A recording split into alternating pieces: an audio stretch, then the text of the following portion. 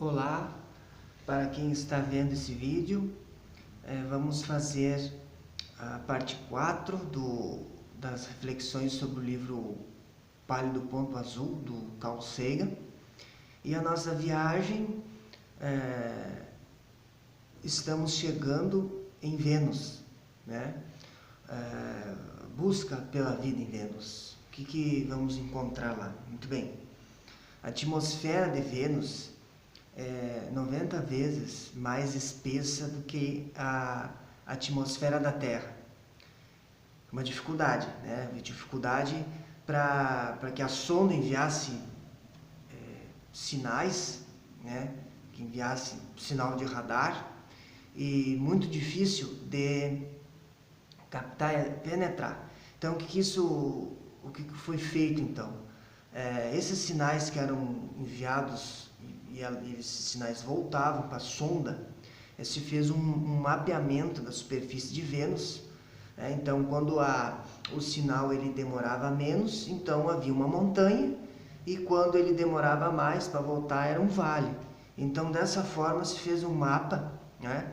Através dessa reflexão desses trechos na superfície e do tempo que demorava. Então, um sinal, pelo tempo que o sinal demora, tu vai fazendo um mapeamento desse entorno, né, do retorno desses sinais.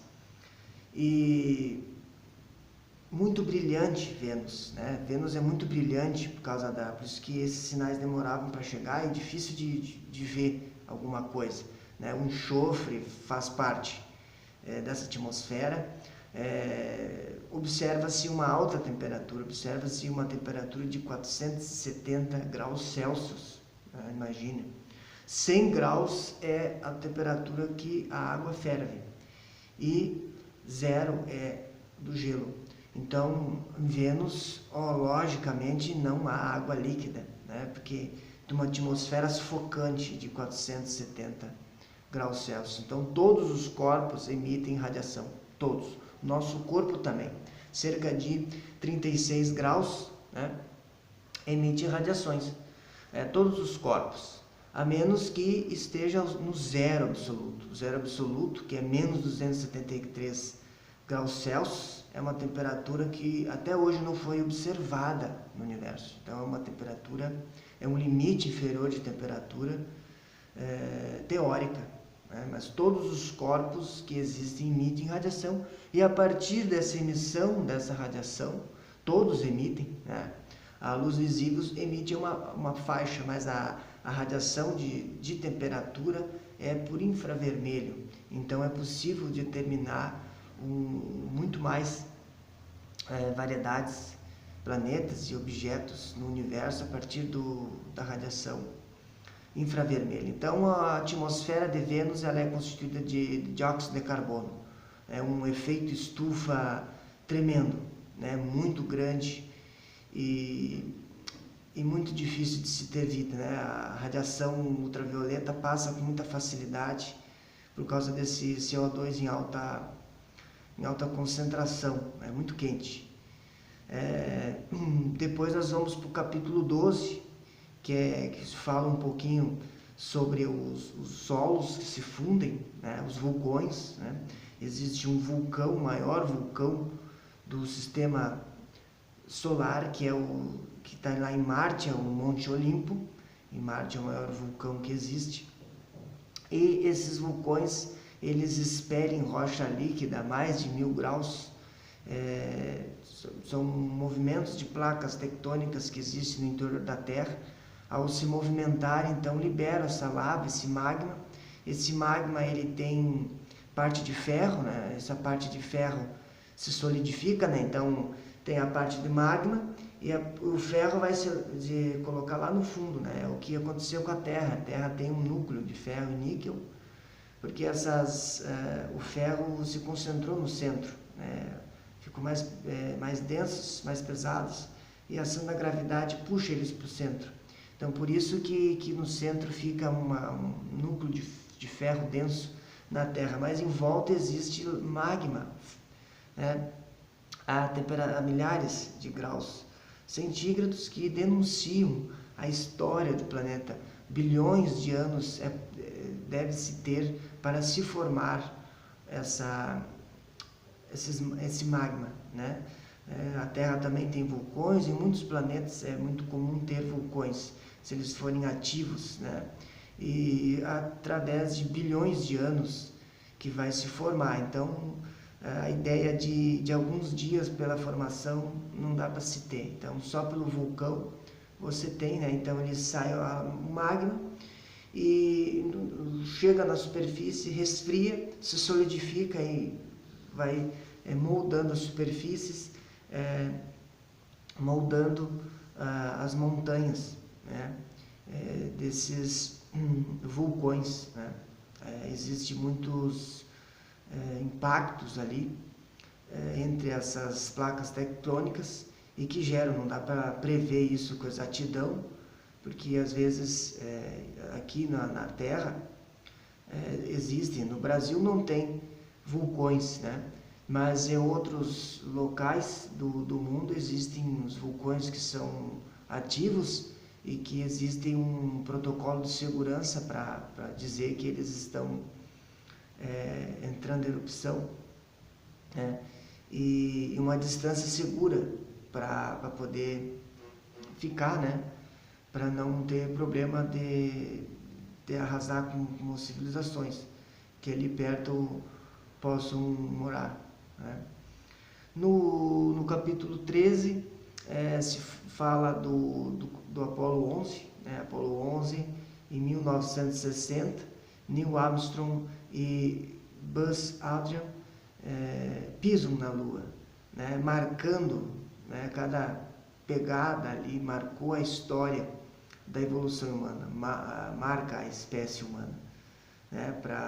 O aprendizado foi muito grande, não apenas de ir, né? E ir com êxito, mas de trazer amostras aqui para a Terra, e essas amostras elas servem para saber a origem da Terra e possíveis origens da vida. Nos ajuda a dar um passo a mais nesses conhecimentos, mas que não chegou ao fim, né? Esses passos com certeza continuam sendo dados, né? A Lua, ela sempre esteve, né, lá. Quando nós começamos a caminhar, a Lua sempre estava lá. Então é uma conquista muito importante, né, que foi realizada. Hoje existe no YouTube canais que você bota a imagem da Lua, dá para se ter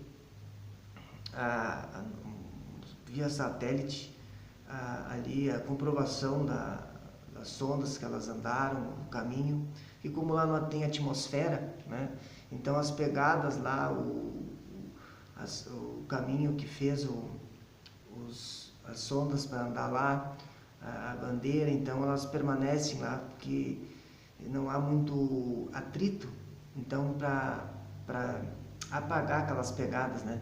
Assim é porque as crateras que tem lá também, dos asteroides que colidiram lá na Lua, ficaram lá, né? Não foram apagadas pelo tempo por causa que não tem atmosfera, né?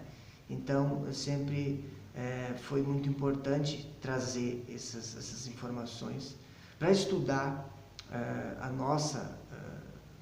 como nós podemos ser melhores aqui. A tecnologia espacial que vai para a Lua também pode construir ogivas nucleares, né? A questão é para que fim nós vamos usar. Será que não é importante essa busca de conhecimento sobre quem nós somos ou quem nós seremos daqui no futuro, né? Então esses relevos mostram na Lua, mostram a sua história, né? Mostram a sua história, o seu progresso, né? E a Lua foi uma parte da Terra, quando a Terra era uma grande bola de fogo em formação, né, incandescente, há pelo menos 5 bilhões de anos aí, que foi a formação do globo terrestre, do todo o sistema, né? E então até onde se sabe foi um asteroide ou um grande outro planeta que colidiu nessa massa da Terra e desprendeu um pedaço dessa massa incandescente, e ela não foi muito longe, porque ela tinha uma massa pequena e ficou atraída com a Terra e foi se solidificando junto e se formou, né? E se manteve na mesma rotação, no mesmo sentido, né?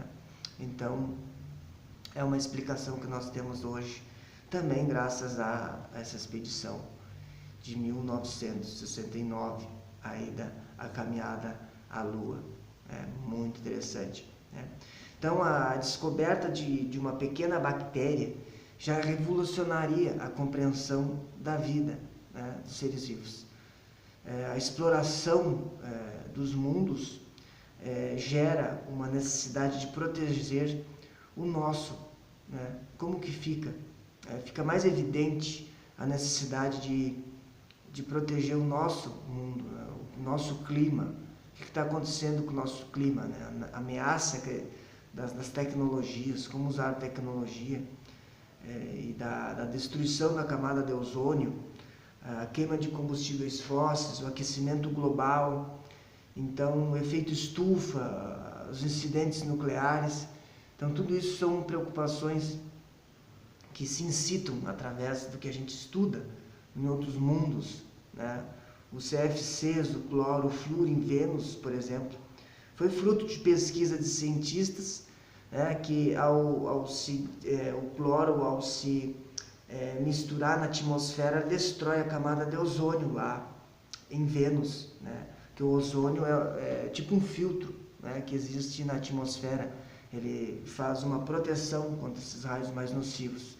E destruindo o ozônio causa problemas, né, físicos que podem, não só podem, como deixam passar a radiação ultravioleta, que é grande nociva, né? Ela tem uma grande energia e aí depois ela não escapa, né? O efeito estufa em Vênus, por causa disso, a radiação que entra ultravioleta não sai, depois fica na atmosfera. Então isso vai gerando um aquecimento que a gente já viu de 470 graus Celsius. Mas os cientistas, ao estudar esse fenômeno, acabaram estudando que nós também temos, está acontecendo isso aqui na Terra, né? A destruição da camada do ozônio pode acontecer, a falta de ozônio em Marte também faz com que a luz ultravioleta passe com mais facilidade e aqueça e mate a vida orgânica, né? E não tem nenhum obstáculo. E isso é muito pernicioso, seria muito pernicioso para nós. E lá, então, em Marte, o dióxido de carbono e o metano estão, né, através desses estudos com Vênus também, se chega à conclusão que a temperatura está diretamente relacionada com esses gases CO2, que é o que nós emitimos quando queimamos combustíveis fósseis. Daí a preocupação para o futuro, né, que já é índices de elevação da temperatura a cada ano. Onde nós iremos parar?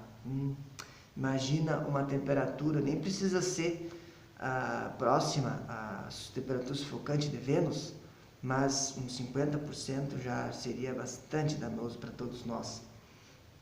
Então foi por causa de Vênus, por causa de Marte, que acendeu as luzes das ideias dos cientistas para ir atrás dos fenômenos, por que acontecia aquilo naqueles planetas. E se chegou à conclusão que nós também estamos gerando condições para que esses fenômenos danosos para a vida, né, porque lá não tem vida, até onde se sabe, e para nós aqui seria danoso, né? Então, por causa disso. Então, a busca, a exploração, a ciência planetária ajuda no fomento da redução dessas catástrofes ambientais que podem acontecer. E ao conhecer os outros mundos, a gente conhece a fragilidade do nosso, né? Então, a exploração planetária é sempre um bom investimento, né? Mesmo que não se descubra a vida, se descobrem outras estrelas, outros planetas, que podem ser frutos de desenvolvimentos científicos importantes para nós, como nós vamos ver nos capítulos posteriores, muitos conhecimentos, desenvolvimentos tecnológicos que se desenvolveram a partir dessa exploração espacial.